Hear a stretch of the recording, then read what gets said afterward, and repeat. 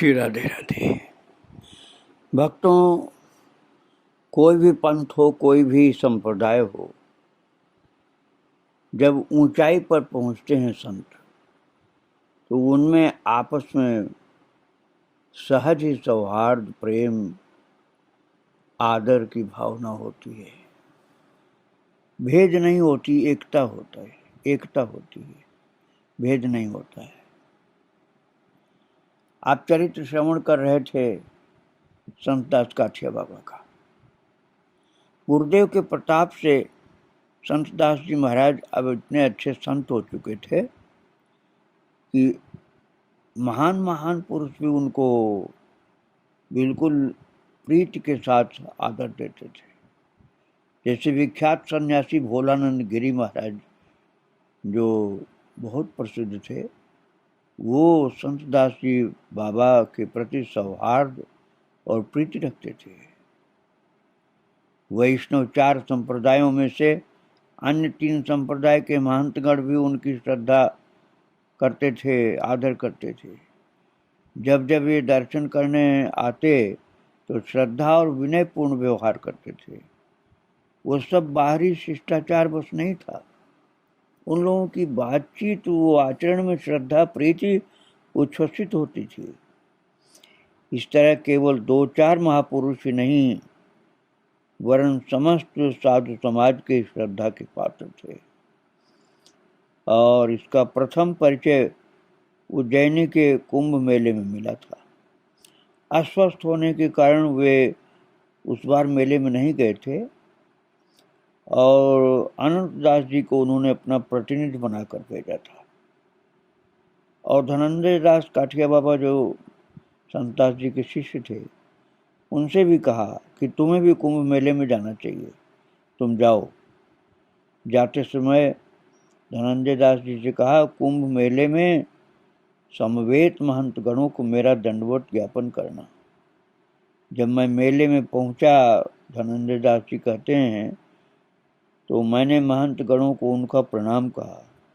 इस पर वे लोग विनीत भाव से कहने लगे, वह हमारे गुरु तुल्य हैं, वह हमें क्यों प्रणाम करेंगे? आप जब आश्रम लौटें तो हम लोगों का साष्टांग दंडवत प्रणाम उनको कहना। साधु समाज ने केवल उन्हें समादर से नहीं ग्रहण किया, बल्कि उनके कारण धनंजय दास काठिया बाबा भी प्रीति और आदर के पात्र बने। सब लोग,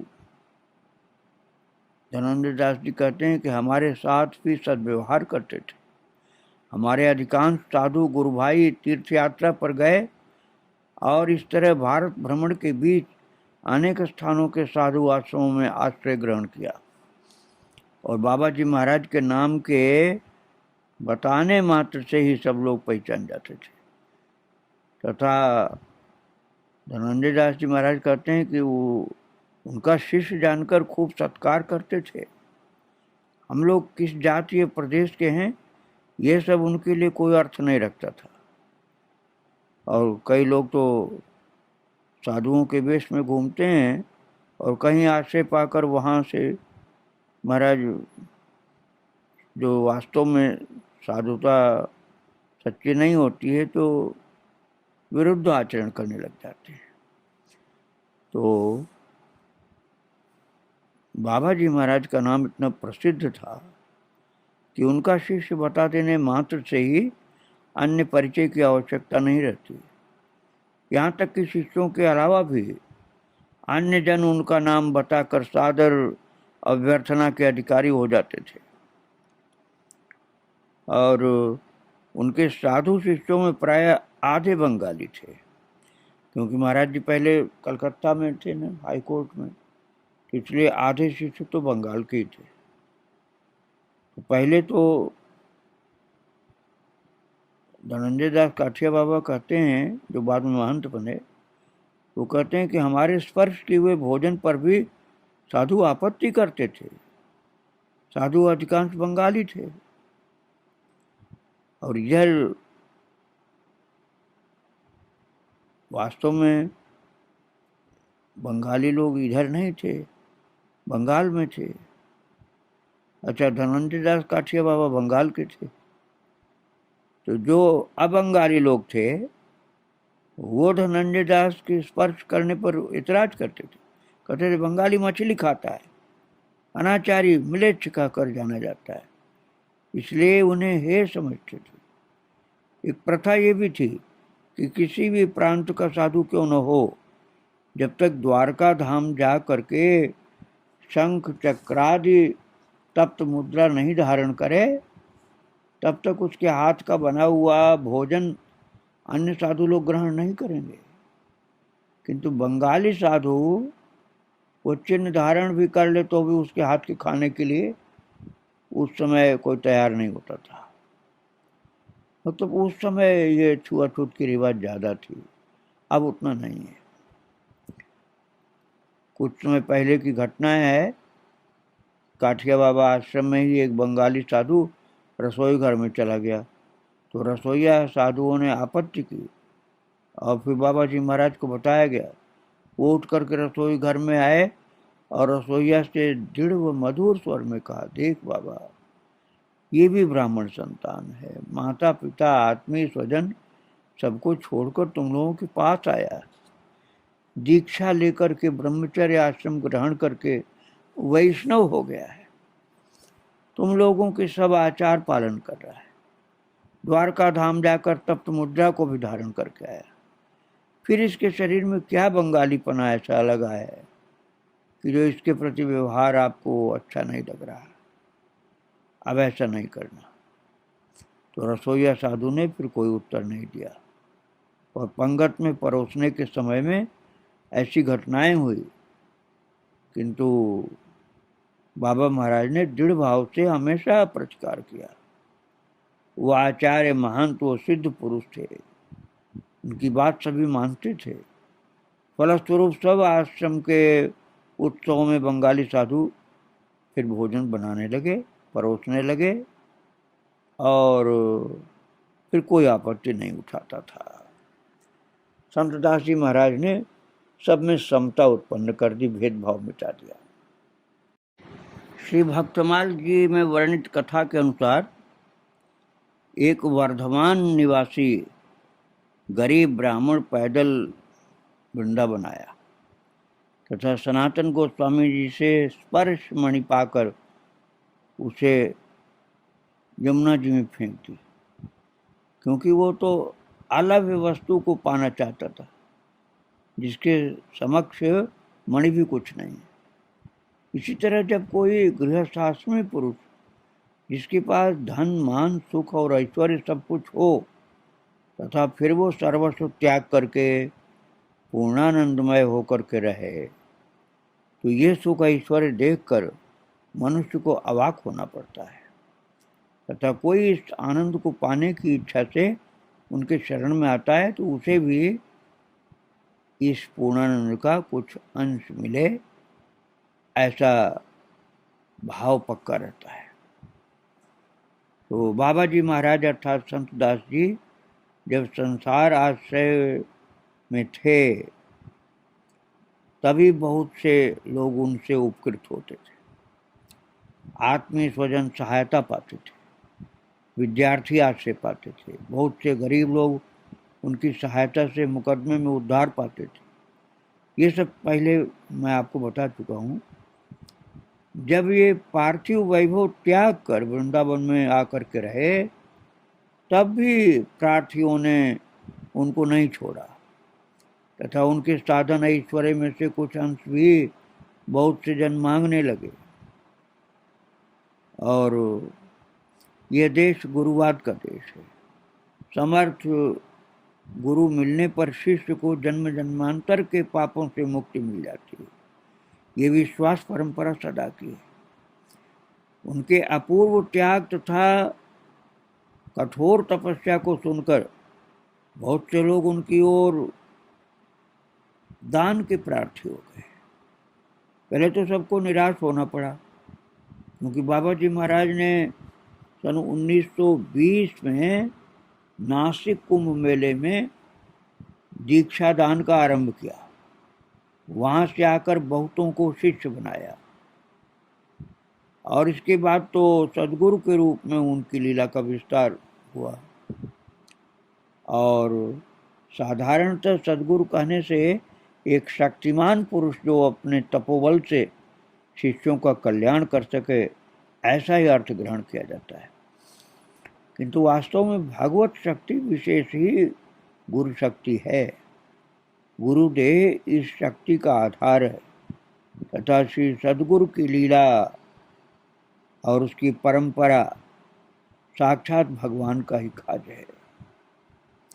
श्री बाबा जी महाराज ने कहा, गुरु केवल एक विशेष देह से आबद्ध नहीं है, वो भगवान से अभिन्न होता है।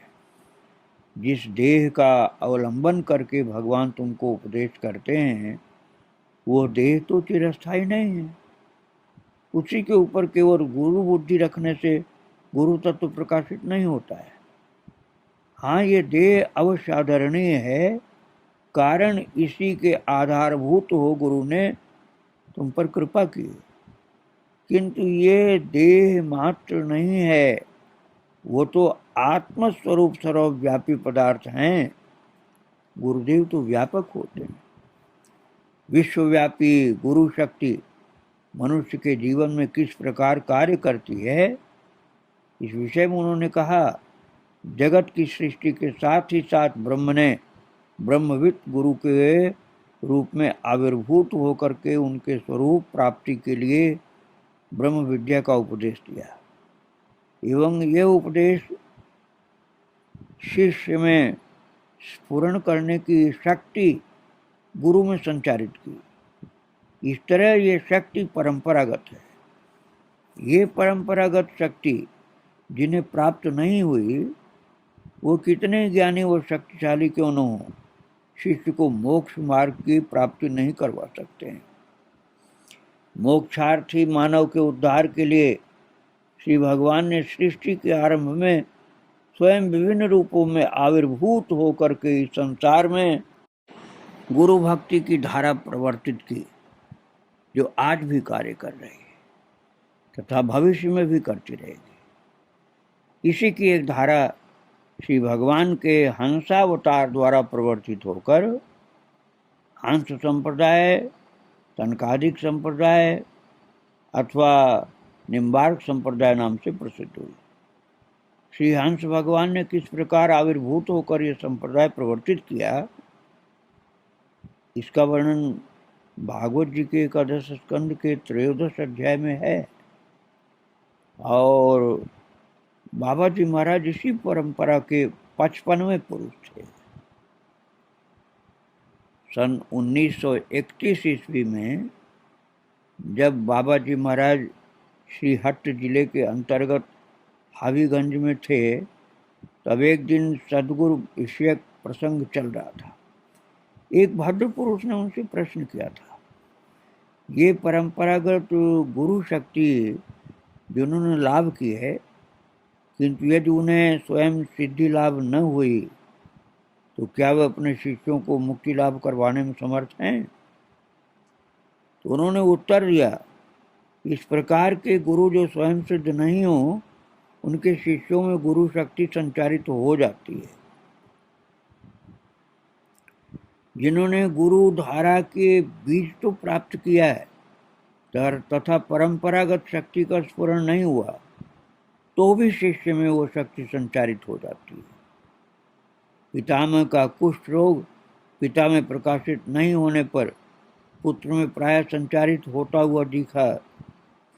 कभी कभी तो बीच की 2 पीढ़ियों में रोग नहीं होता तथा तीसरी पीढ़ी में आ जाता है। इसी प्रकार सद्गुरु परंपरा में यदि किसी की शक्ति प्रस्फुटित नहीं भी होती है, फिर भी उसके शिष्य में शक्ति संचारित होगी और उसके फलस्वरूप मुक्ति लाभ भी होगा।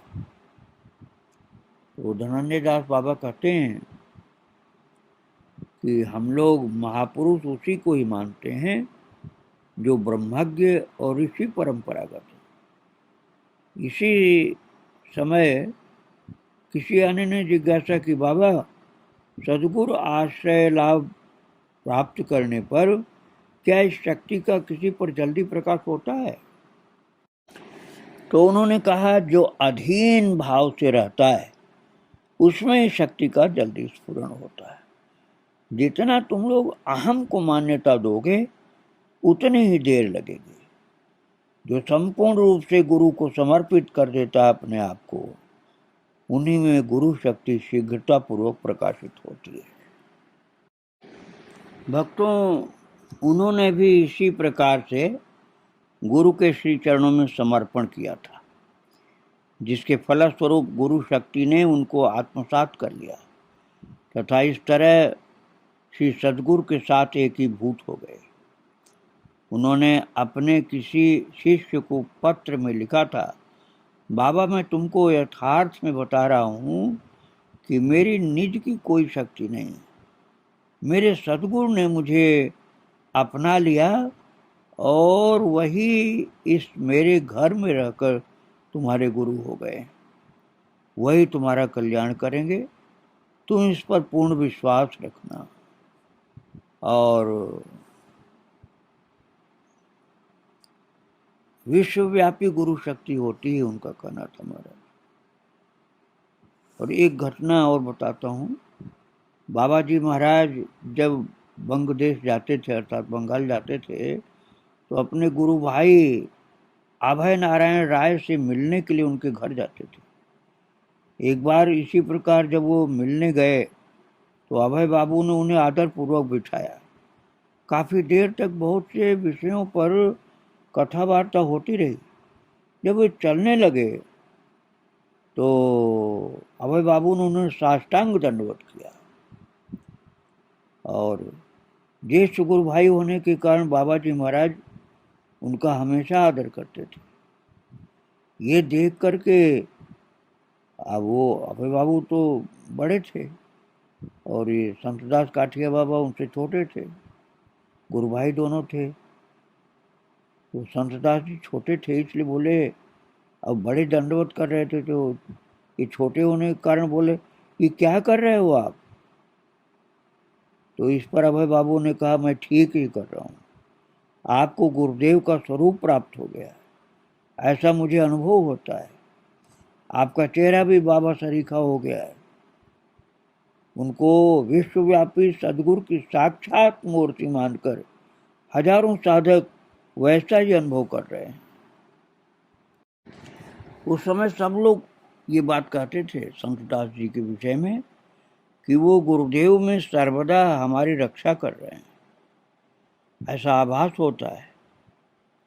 वो महान हैं, सर्वव्यापी हैं। वो अपने गुरुदेव की कृपा प्राप्त करके उन्हीं के जैसे हो गए और उन्हीं के अंशीभूत होकर उनकी कृपा सदैव अनुभव करते हैं हम लोग। तो श्री बाबा जी महाराज ने एक पत्र में लिखा था, इस देह का पतन अवश्य होगा, अर्थात नष्ट अवश्य होगा देह, लेकिन इससे तुम लोगों के लिए कोई व्यतिक्रम नहीं होगा।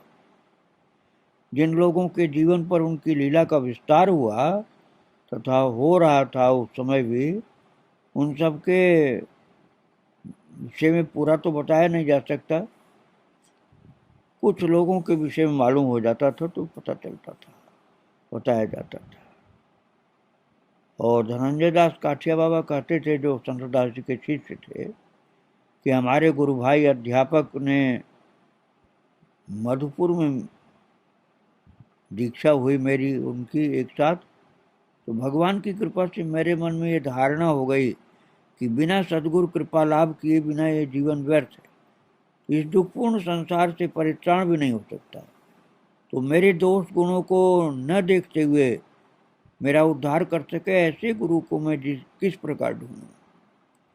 इसी चिंता में जीवन बिता रहा था। बहुत से साधु स्थान गया, लेकिन सब तरफ से तृप्ति लाभ हो ऐसा कोई सतस्थान नहीं मिला। इस कारण दीक्षा लेने की भी इच्छा हुई और हताश होकर जीवन काट रहा था। तब भगवान से प्रार्थना कर रहा था कि सद्गुरु रूप में प्रभु आप ही उद्धार करो। दिन पर दिन बीतने लगे, उतना ही मैं हताश हो गया। मन की व्यथा इतनी बढ़ गई कि मानो मृत्यु यंत्रणा भोग रहा हूँ। इसी समय एक दिन गुरुदेव स्वप्नातीत आश्चर्य रूप से प्रकट हुए तथा मुझे ग्रहण करने का आश्वासन किया। और उन्होंने जब आश्वासन दिया तो मुझे शांति प्राप्त हो गई।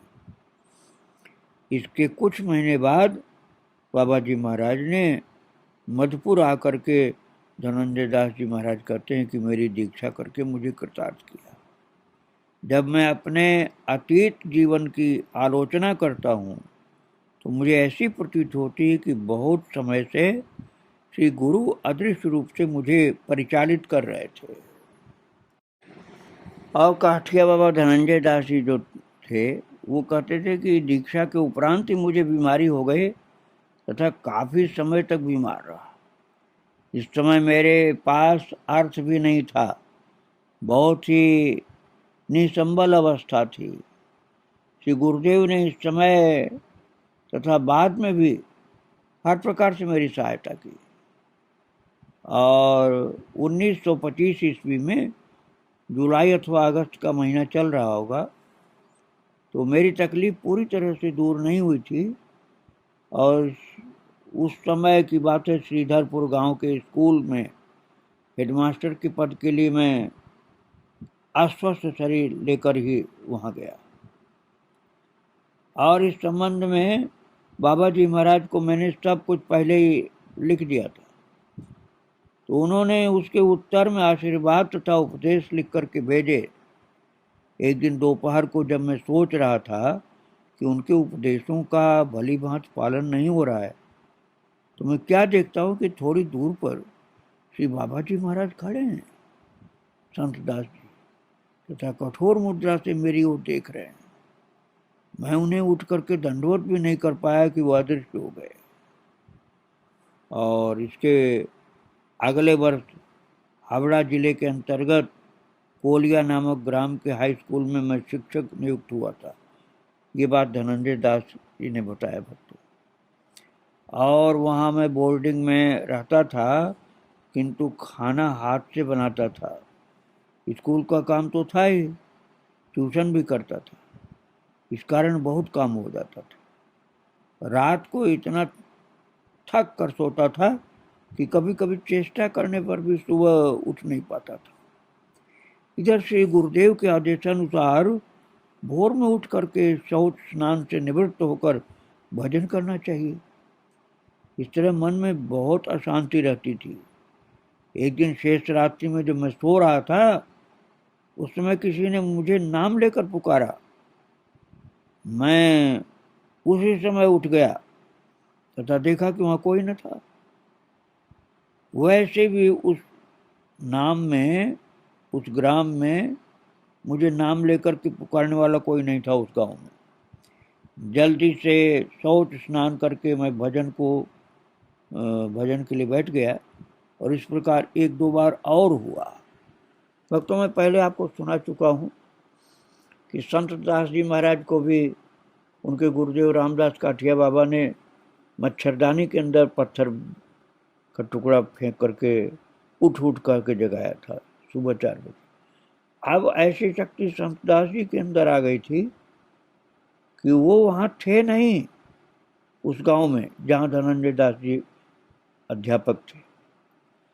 और आवाज उनको सुनाई पड़ी कि संत दास जी महाराज कह रहे हैं कि उठ जा, सुबह हो गई। और नाम लेकर के पुकारा था। तो ये गुरु महाराज की कृपा से गुरु शक्ति संत दास जी के अंदर आ गई थी। भक्तों, बात यह है कि श्रद्धा बहुत अच्छी होती गुरु के प्रति, तो गुरु का गुरुत्व शिष्य के अंदर भी प्रवेश करना शुरू कर देता है और वो भी अपने गुरु जैसा ही हो जाता है। और श्री संत दास जी महाराज इसी श्रद्धा के साक्षात स्वरूप थे। उन्होंने गुरुदेव रामदास काठिया बाबा का आशीर्वाद इस तरह प्राप्त किया कि लोग उन्हीं का अभिन्न स्वरूप समझने लगे इनको। और उनके शिष्य धनंजय दास काठिया बाबा ने ऐसा बहुत बार अनुभव किया। जैसा कि मैं भी बता रहा था कि वहाँ न होने पर भी उनकी आवाज़ सुनाई पड़ी और उनको नाम लेकर के पुकार करके ब्रह्म मुहूर्त में जगाया था। तो ये रामदास जी की बात आपको मैंने सुनाया था, फिर वही गुण संत दास जी के अंदर श्रद्धा के कारण प्राप्त हो गया था भक्तों।